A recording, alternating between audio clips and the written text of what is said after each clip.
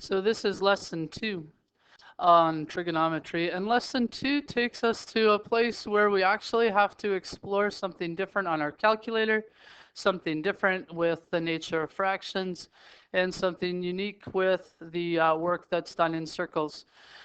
360 degrees is actually kind of a random number. Why 360 degrees for a circle? Why not 400?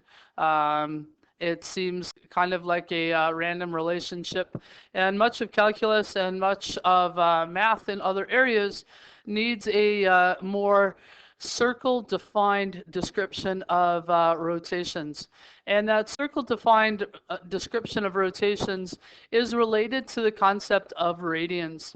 So what mathematicians have done is they've actually defined a new angle measure, and that new angle measure is related to, sorry about that, that new angle measure is related to the circumference of a circle. Let's see what that formula looks like. Scientists, mathematicians had discovered a relationship that they described as arc length. Arc length is the amount of arc that you pass through in a circle. So if this is R and this is R, this would be my arc length, and this would be my angle. So the angle multiplied by the radius was something that they described as arc length. Well, if I extend the notion of what arc length is to being a complete circle, I get the idea of what a radian is, or how many radians there are in a circle. In my setting equal to circumference, the whole arc length of a circle being equal to theta times r, we see that the thetas, or that the r's cancel, and theta is equal to 2 pi. This is my definition of a radian. There are 2 pi radians in a circle. 2 pi radians in a circle. That means if I do half a circle, I have pi radians. And we're going to learn to work in radians and fractions and all of their lovely relationships. So we're going to turn the page over, and this goes through a similar discussion, but we're going to buy the end result. This is the end result. This is what I need to know. That pi radians is equal to 180 degrees, and I'm going to use that as a unit multiplier. We're going to get some practice changing degrees to radians and radians to degrees, and trying to work in exact values. That will be fun. So I'm looking for exact values to convert from degrees to radians and radians to degrees. So 270 degrees, I'm going to have to multiply by pi over 180. Do the same thing over here, multiply by pi over 180. And I want to get used to exact values. Those exact values will have pi in them. When I'm allowed to report it to the nearest tenth, or hundredth for that matter, then I can treat the pi over 180 as simply a numerical equivalent. I'm still going to do the same thing, multiply by pi over 180, but I get to report that to the nearest tenth. And now going backwards, I would have to multiply by the reciprocal. Multiply by 180 over pi, multiply by 180 over pi. And I can do that when the numbers are exact or when the numbers are decimals. So here I have to multiply by 180 over pi, and here I also have to multiply by 180 over pi. I'll let you fill in those numbers while I record them myself.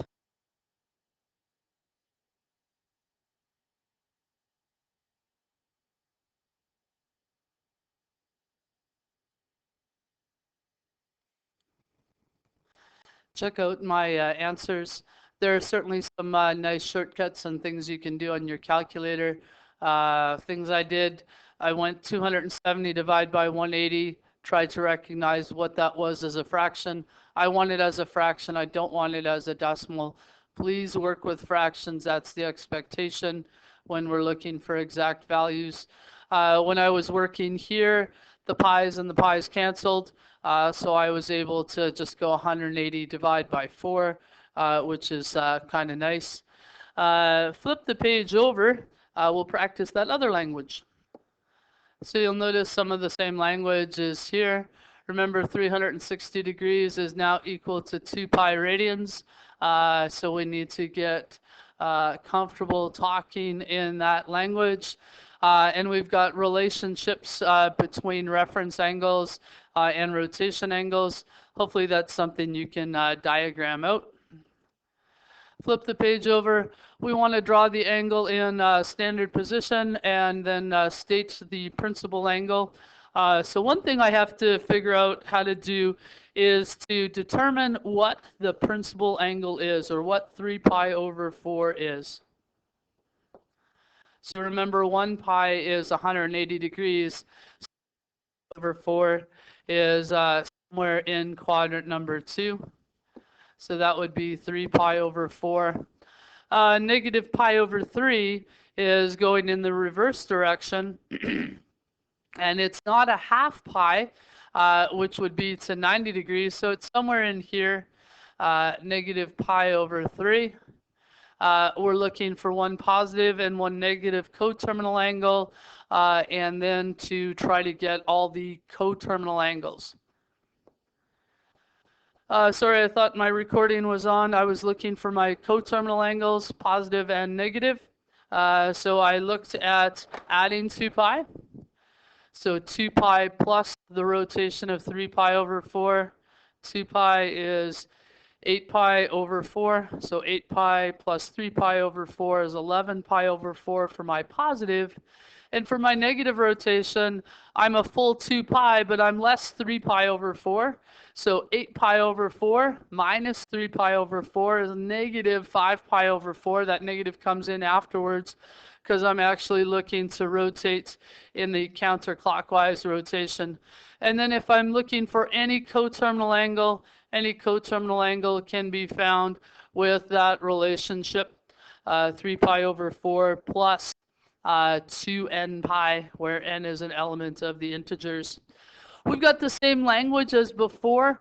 Remember, what's a reference angle? A reference angle is the triangle that you can draw from the resulting rotation. So 4 pi over 3 that's full pi. So that's in here. So my reference angle would be 4 pi over 3 minus that pi. So 4 pi over 3 minus 3 over 3 is pi over 3 for my reference angle. Again, language that we've seen. So we get a little bit of exposure to arc length in problem-solving application. Through what angle does the pendulum swing if a 30 centimeter long pendulum swings through an arc of 45 centimeters? So what would that look like as a diagram? As a diagram, I've got a pendulum that is 30 centimeters long, 30 centimeters, and it forms an arc that is 45 centimeters. So I look at my formula, and it says 45 is equal to my radius, which is 30 times theta. So I can find out what my angle is by solving for theta. 45 over 30 would be equal to my theta, and that's going to be in radians. So working at it in reverse, I've got a sector angle that is in degrees. So degrees are bad right now. So 150 degrees has to get converted into radians. I have to adjust my diameter. So my diameter needs to get divided by 2 to get my radius. And then I'm looking for the arc length of this circle. So I'm looking for the arc length of a circle whose diameter is 9.2 meters. Not quite a circle, but the diameter is 9.2 meters. And I cut off 150 degrees. And I want to know how big the arc length is. So catching up with my work, here's a real win for radians. I need my degrees in radians, and then I can solve for the arc length of the circle that was cut off by simply applying the formula. Arc length is equal to my radius multiplied by my angle in radians.